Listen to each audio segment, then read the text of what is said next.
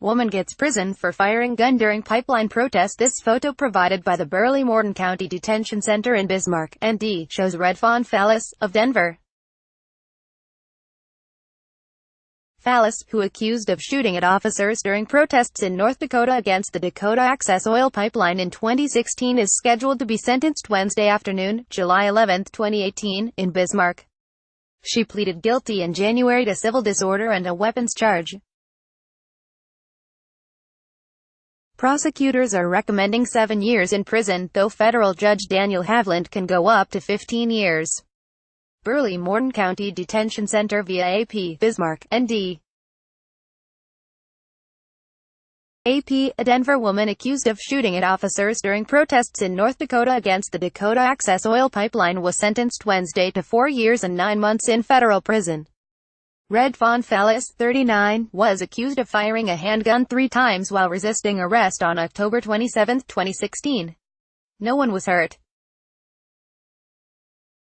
Fallis, a member of the Oglala Sioux tribe, denied intentionally trying to injure anyone and claimed not to remember firing the gun after being tackled by police. She pleaded guilty January 22 to civil disorder and illegal possession of a gun by a convicted felon.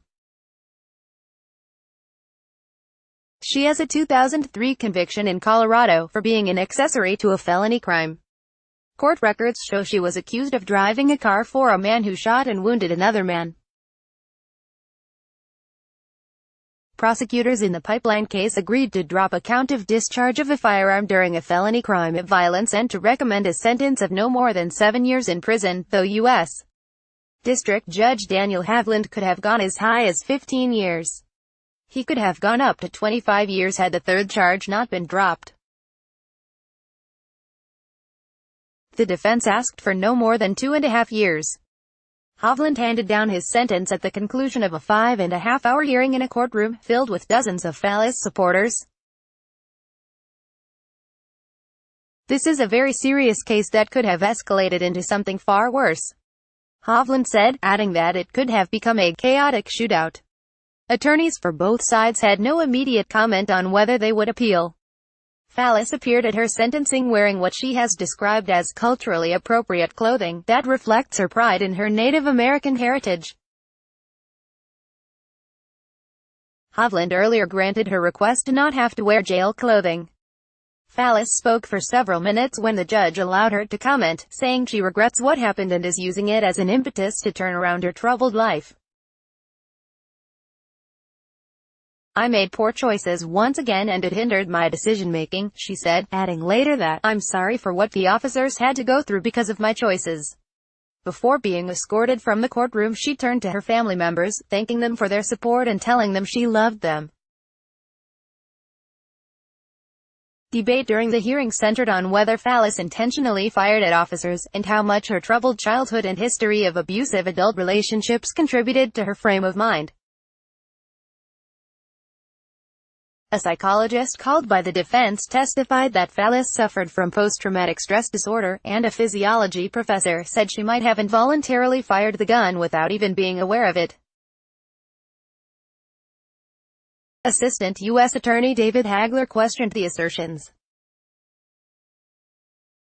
Judge Havland concluded that, nobody knows what the real purpose was of Fallis firing the gun, but that, at a minimum, she committed a menacing-type assault on the officers. Fallis attorneys said the decision not to take the case to trial was based on anti-protester sentiment in the area and unsuccessful attempts to have Havland order the prosecution to turn over more information, including details about an FBI informant Fallis alleges seduced her and owned the gun.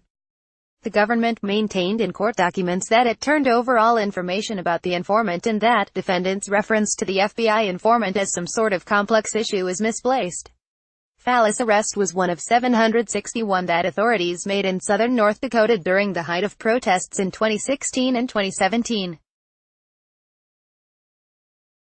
At times, thousands of pipeline opponents gathered in the region to protest the $3.8 billion project to move North Dakota oil to Illinois, but the effort didn't stop the project.